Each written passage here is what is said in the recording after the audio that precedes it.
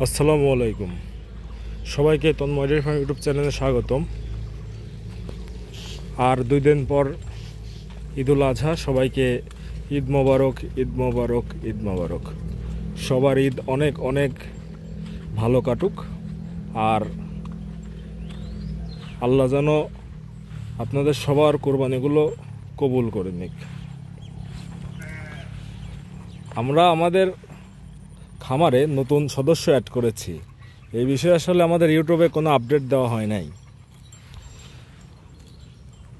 আমার মনে হয় প্রতিটা ছেলের যেমন একটা স্বপ্ন যে তার একটা খুবই একটা ভালো সুন্দর একটা বাইক থাকবে, ঠিক তেমনি আমার বাইকের প্রতি টানটা কম, আমার ঘোড়ার প্রতি টান অনেক আগে থেকেই। এমনকি আমার পরিবারের সকল সদস্যদেরই ঘোড়া একটা অন্যতম একটা পছন্দের বস্তু। যে দেখতে পাচ্ছেন যে আমরা যে ঘোড়াটা নিয়েছি, এই ঘোড়াটা আপনার মেয়ে ঘোড়া। আর আপনারা এখন বলতে পারেন যে কেন মেয়ে ঘোড়া, ছেলে ঘোড়া নয় কেন? আসলে ছেলে ঘোড়াটা একটু মানে চটপটা বা একটু অ্যাক্টিভ, ওকে মেনটেন করা একটু ঝামেলা। আর মেয়ে ঘোড়াটা তেমন কোনো সমস্যা হয় না, এমনি স্বাভাবিক যেভাবে থাকে সেভাবেই। আর ঘোড়াটার কালার মাশাল্লাহ, সবাই মাশাল্লাহ বলবেন। আর বর্তমানে আমরা এই ঘোড়াটাকে খাওয়াচ্ছি আপনার আমাদের এই গরু যে খাওয়ার খায় সেই খাওয়ার, আর এক্সট্রাইকে আমরা প্রতিদিন আধা কেজি করে আপনার ভেজা ছোলা, মানে ছোলা আপনার সারা রাত ভিজিয়ে রাখি, মানে সকালে ভিজিয়ে রাখি আধা কেজি, আর ওটা আমরা প্রতিদিন রাতে ওকে আধা কেজি করে খেতে দিচ্ছি বর্তমান। দেখুন, আমি আপনাদের একটু দুই পাশ থেকে দেখিয়ে দিচ্ছি। ঘোড়াটা আপনাদের কেমন লাগলো অবশ্যই কমেন্ট করে জানাবেন। এটা আমরা একদম আমাদের বাড়ির প্রতিটা মানুষের এটা একদম মানে একটা ভালো লাগার একটা জিনিস। এই জন্য এটা আমরা নিয়েছি। যদি মহান আল্লাহ তাআলা চাই তাহলে সামনে ওই যে আপনার টিভিতে বা ইউটিউবে যে বড় বড় ঘোড়াগুলো দেখা যায় ওইগুলো আমরা নেব ইনশাল্লাহ।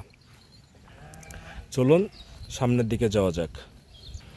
আমি আপনাদের বিগত একটা মানে এই আগের যে ভিডিওটা দিয়েছি সেই ভিডিওটা এই আমাদের জৈব সার নিয়ে ভিডিওটা দিয়েছি। এখন এখানে প্রশ্ন, আমি কিছু বিষয় আসলে নিজের থেকেই যাক এর সম্পর্কে বলিনি। সেটা হচ্ছে আপনার আমরা এটা এখানে পচতে দিয়েছি মোটামুটি আপনার 45 থেকে 50 দিন ঠিক মতো পচলে পারে এটা আপনার জমিতে দেওয়ার উপযোগী হয়ে যায়। আমাদের এগুলো মোটামুটি আপনার দেখেন এই যে আপনার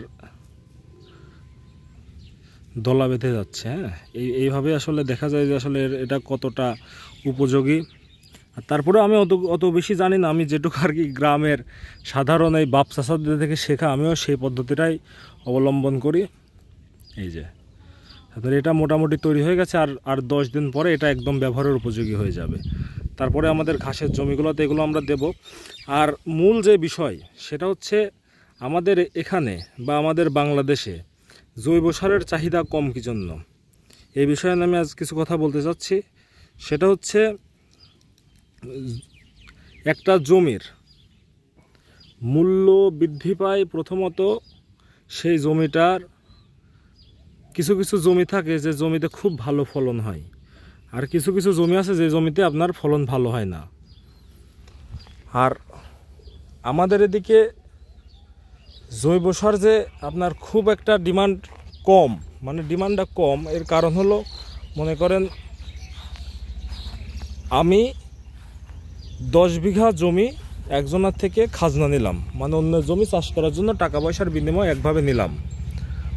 এখন নেওয়ার পরে এখন ওই জমিটার ফিউচার কি, ওই জমিটার তো ফিউচার ভালো করার দায়িত্ব তো আর আমার না।